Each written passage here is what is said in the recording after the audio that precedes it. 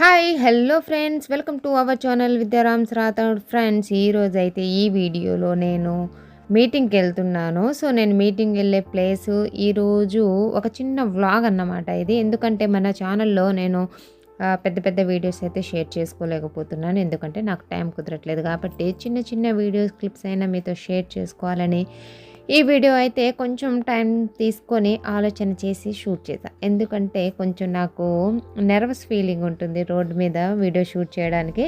But పర్లేదు, మన కోసం మీకోసం షేర్ చేయాలని అయితే ఫిక్స్ అయిపోయాను. సో అందుకోసము ఈ చిన్న వీడియో అయితే షూట్ చేశానండి. సో వీడియో ఏంటి అంటే, ఈరోజు నేను మీటింగ్కి వెళ్ళాను.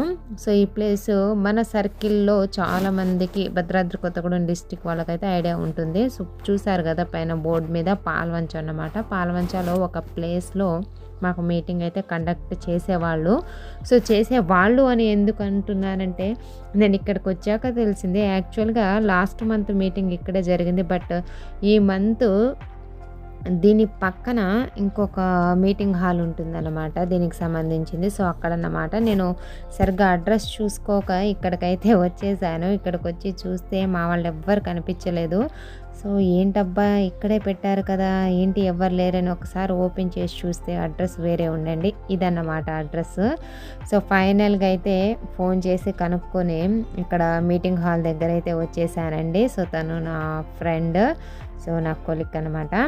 సో మీటింగ్ అయితే చాలా బాగా జరిగింది. మాకు మంత్లీ వన్స్ అయితే రివ్యూ మీటింగ్ ఖచ్చితంగా జరుగుతుంది. సో మీటింగ్ హాల్లో కూర్చొని ఒక చిన్న క్లిప్ అయితే షూట్ చేసా. అందరినీ షూట్ చేస్తే బాగుండదు కదా, కొంతమందికి కనిపించడం ఇష్టం ఉంటుంది, కొంతమందికి ఇష్టం ఉండదు. కాబట్టి నేను పెద్దగా వీడియో అయితే అక్కడ ఏం షూట్ చేయలేదు. సో మీటింగ్ అయిపోయిన తర్వాత ఇక్కడ బయటకు వచ్చిన తర్వాత చెరుకు జ్యూస్ తాగాను.